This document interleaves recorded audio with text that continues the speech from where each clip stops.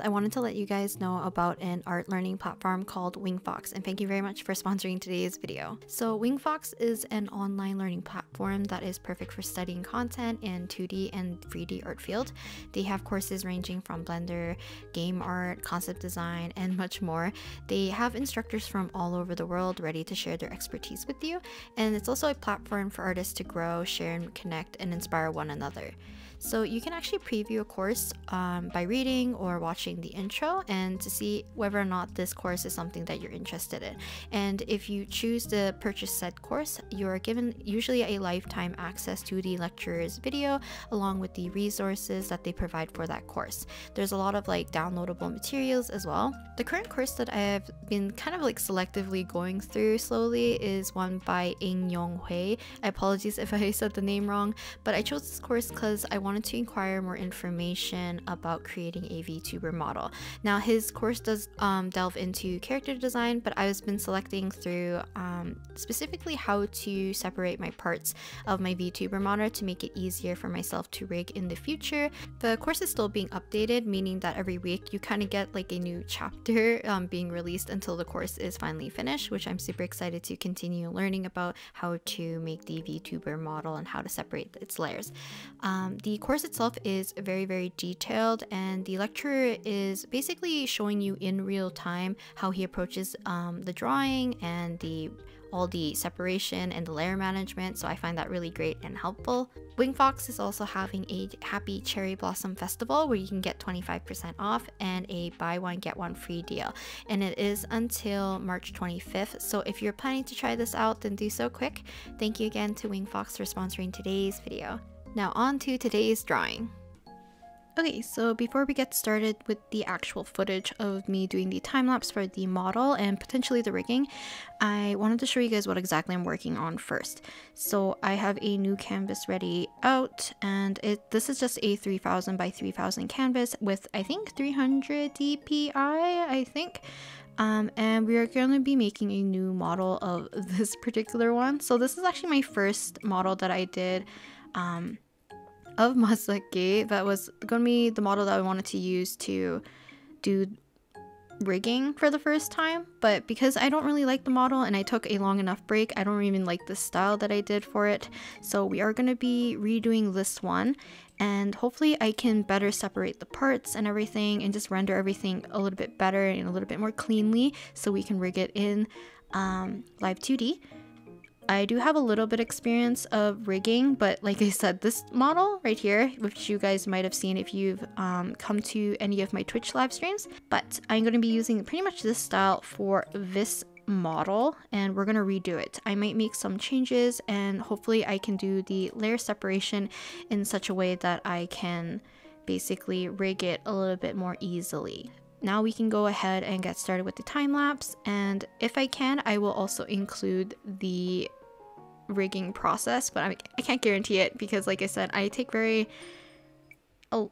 long time doing the rigging and I'm not too proficient, so I will do my best to kind of include both of the processes. Now on to the time lapse. Okay, hopefully this is working. Hi! I'm gonna try my best to make sure that this model can move on the screen while I'm talking to you guys how I'm doing the drawing portion of Masaki. I guess his model, I guess? But yeah, like I said, this model, the one I'm currently using, isn't rigged that great. You can see the mouth movement isn't that great, but let's talk about the drawing just a little bit first.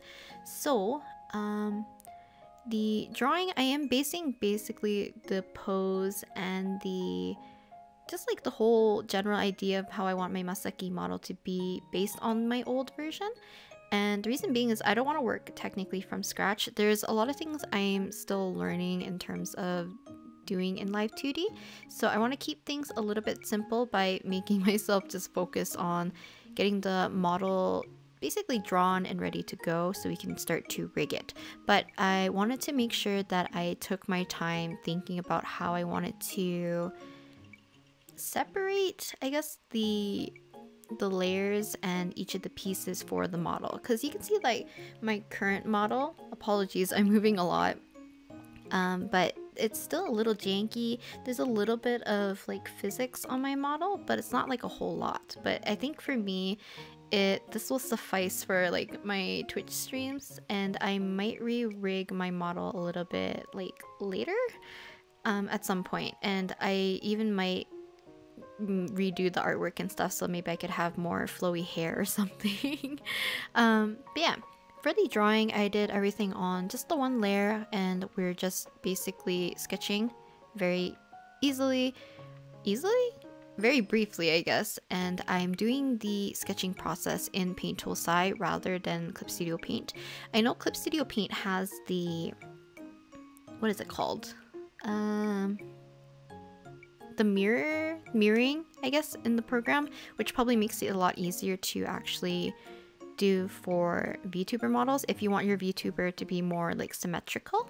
So, but because I like working in Paint Tool SAI because I find it easier, I decided to just, if I want something to be symmetrical, I'll just copy and paste it, just like for my current model, and you'll see for Masaki as well. Once I finish the eye, I will copy each individual part, and I will kind of like copy and paste into a new folder for the other eye and have it as symmetrical as possible, because partly I guess I'm just not too used to using Clip Studio Paint enough to want to do my model in it, because I do all my coloring mostly in Paint Tool SAI anyways. For the model, you can see how I'm trying my best to separate things. You can see I have the neck separated, I have the face, I put the mouth, and the mouth has like several pieces. It has like an upper lip skin, and then I have the line for the upper part of the lip. Then I have like the bottom lip, the skin for the bottom of the lip, and then I have the inside of the mouth, the teeth, and tongue, I believe. So there's like several parts. The one thing I hate about making like these kinds of models is definitely layer management. The amount of parts, and then each part needs to be kind of like rendered in a certain way, and it requires like, you know, several layers, and then you have to merge them so that things can be all in just one individual part. Hopefully, how can I explain this? I feel like I'm having a bit of a hard time trying to explain the process. This isn't meant to be like a tutorial or anything, but if you are curious on how to do like VTuber models and stuff and rigging, I definitely highly recommend just finding resources such as like Wingfox. There are professionals who can teach you like step by step basically how to do something like this, rather than taking a shot in the dark, because this is technically, so the model that you're seeing on the screen, like the one I'm using today, is like my third attempt at a model, and then Masaki, the one that I'm working on in Paint Tool SAI, is actually my fourth model that I've tried rigging in the past. I don't really remember if I've shown the old model of Masaki, which is right there, but my other old model of my, kind of like my persona, I guess. That was very janky, and the way that I rigged it was entirely correct. Like, my two eyes wouldn't blink at the same time, and when I turned my head, like one eye would go like up and like one eye would go down, and it's kind of like it didn't make sense because I didn't learn how to rig properly, if that makes sense. But yeah, so talking more about the drawing process, for the sketch, I basically just did a generic sketch of Masaki facing forward. I didn't really plan out the parts or anything. I just wanted to make sure that Masaki looked correct for his character design and just like overall aesthetic. But when I started to do the coloring, I realized how much I was lacking in terms of detail.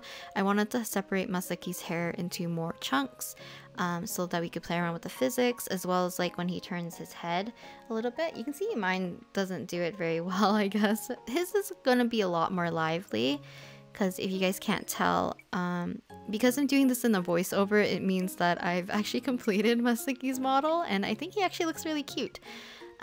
You guys would have saw spoilers of Masaki's model on Instagram as well. Oh, when I was working on the hair, I needed to make sure that I could separate his hair into like specific chunks, but I didn't want line art to be like a dominating feature for the hair. I wanted to make sure the hair still looked like more of my painterly style when I paint characters, I guess. So I didn't want a line to be like cutting all the way across. And in order for me to see the separation, I did have to like color code them so that I could see each individual section before I start the color, because eventually I'll either lock the layer or I'll make several new layers to actually add the shading and the highlights. And when I was doing, I actually don't know how some other people do it. I like to usually color as I make the line art and make each individual part as I go. You can see I worked on majority of his face already, but then as I'm working, I start to, you know, chunk in the neck. Then I'll do the hair a little bit. I was actually really intimidated to do the hair. So I went ahead and did the body, try to make it a little bit more symmetrical.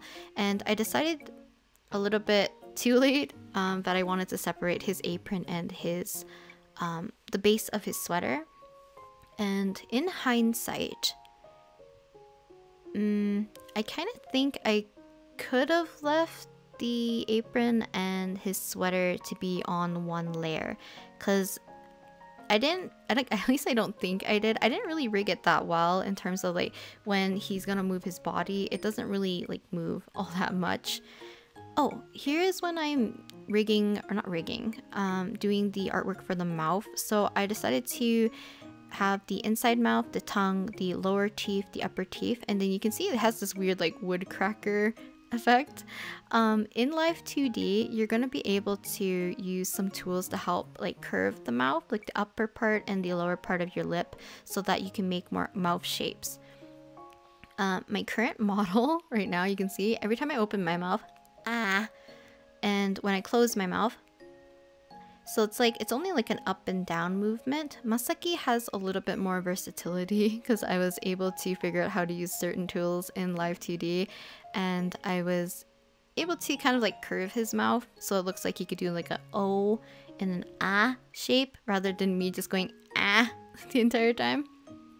But yeah, I also had plans of actually adding my current model to videos in the future where I either have like a time-lapse or mostly time-lapse videos, probably like sketchbook doodles video or like watercolor videos, so that you guys could have a little bit more of a interactive thing on the screen moving while I'm talking, because I think it's a little bit different compared to like real-time talking in my videos. So maybe I'll think about it, maybe after I re-rig this one. But I'm also thinking of making a chibi version of me for that, and maybe I'll rig it. I don't know, I think I'm on a roll with wanting to learn how to do this, so I'm gonna try my best to do well. Yeah. Hair. So yeah, I was treating each individual piece separate, but I had to keep toggling certain hair pieces back and forth so that I can make sure that in general the whole piece of Masaki's hair is kind of like connected and all together. So I don't want anything to look like they're two separate anyways. I want the overall image of Masaki to look complete. And I was struggling with that because I usually do highlights and shadows like all in one go, and when I do it all in one go, I can't really pass through like each individual section properly. So yeah, that's something I was struggling with. I also was thinking I didn't leave enough room for the back pieces of his hair when he like sways his head, or if he turns to certain directions, maybe it'll be showing too much of his head. And then I realized that eventually I was gonna have to put shadows for his hair, which I accidentally forgot to record. And I think at this point I budged his nose and I fixed the mouth shape for Masaki because he looked too stern for my taste. And Masaki in general is mostly like a happier character. Like he's a little bit more calm, more of like a sweet character. So I didn't want his neutral face to be super deadpan. Like even my current model, if I close my mouth, it's more like a soft smile. Is this weird? I actually don't know. I think people, if you like, I think if you watch my Twitch and seeing my model like this is a little bit less weird. But yeah, because I was working in sections, I had to keep a little color swatch palette on the side so I could color pick more easily. I was trying to incorporate a little bit of like greens and blues into his hair as well, just to give it a little bit more color variation. But it did make it a little bit more tricky for me to keep the hair looking a little more cohesive. I think for my model, it was easier for me to bunch my bangs into one section, as you can see. But yeah, I think it's because in real life, my hair is actually like that. Like, I keep my hair kind of parted to one side, and then it's like one giant chunk that sweeps across. So yeah, that's kind of what, like, the reason why I had this choice.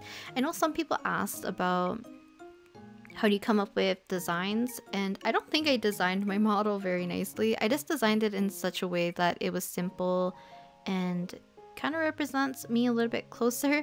I do like sprouts and plants and clovers, and I know a lot of you guys associate me with clovers and sprouts still, so I wanted to keep that in. The hair is pretty similar to my usual hair, except for minus the braid, and the color scheme is just colors that I like. I obviously like wearing sweaters and hoodies, so I included a kind of like a sectioned turtleneck kind of thing, and just an off-shoulder hoodie. I just thought it looked cute. Oh, okay.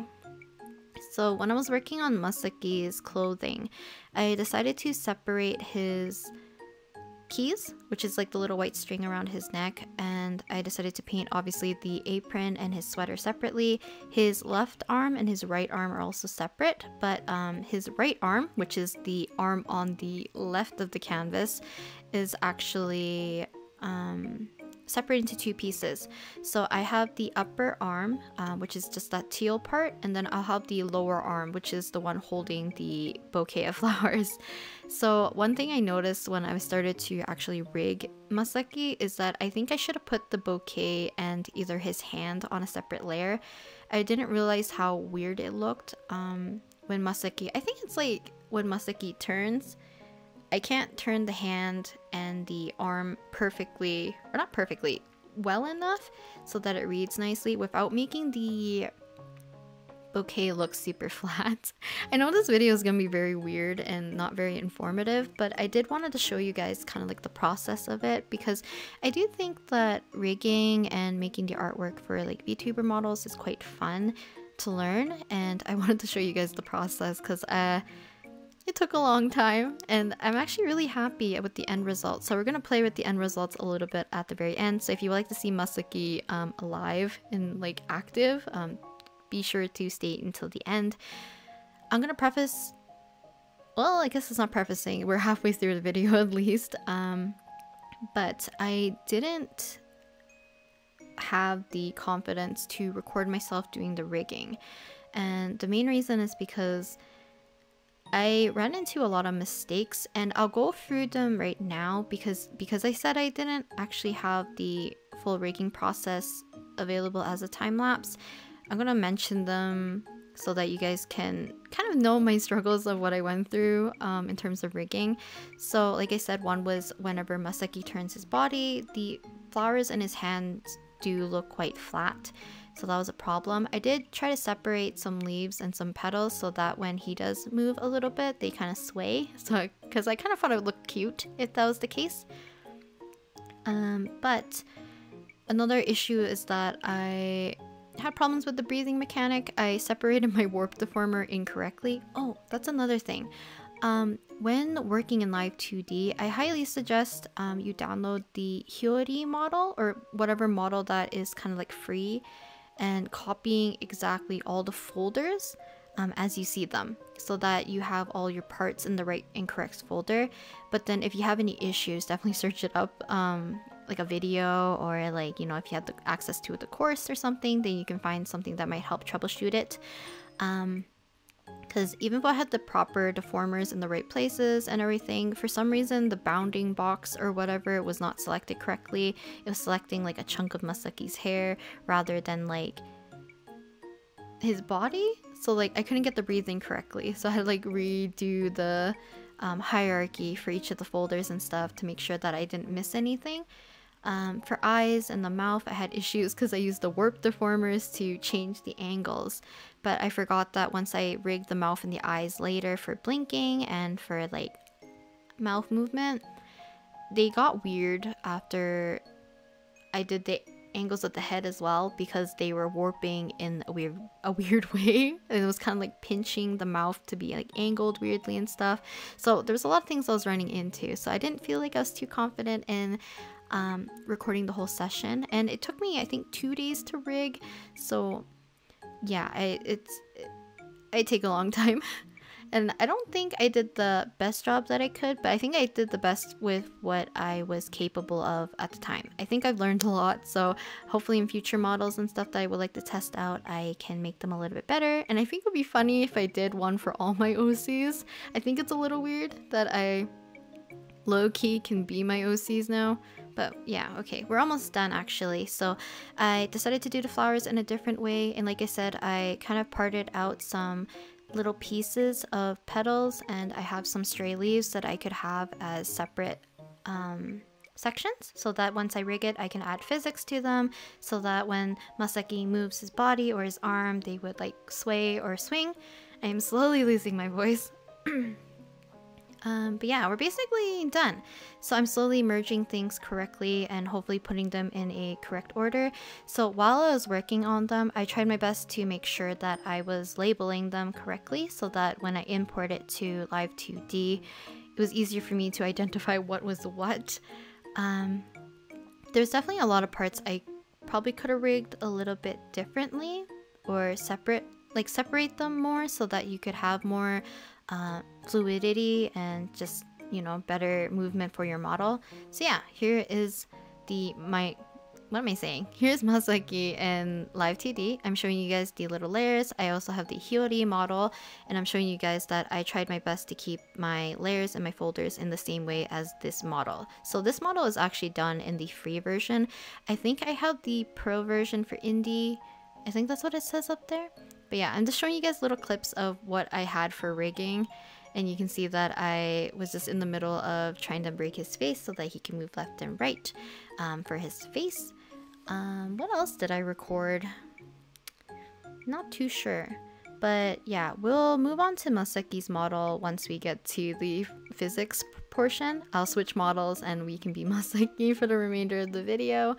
But yeah, you can see that I was trying my best to use some of these little points. I really don't remember what this is called. The mesh points or something. So that when Masaki moves his head, it's more accurate. I did have some issues with the mouth, and you can see here is where I had some issues, because I was using the warp deformer to move the mesh and the parts, so that when I actually rigged the face with synthesized corners and then with the mouth opening, things got super wonky, so I had a lot of things to fix afterwards. Here's Masaki now, and I'll show you guys the eye movements, and that he had generally mostly rigged at this point. I'm just using that little animation thing that kind of moves it Masaki for you. So he looks a little janky, and I could see that there is parts where his apron was jutting really weird. So here's the physics part. I'm actually going to switch to Masaki's model right now, so we can go ahead and do that.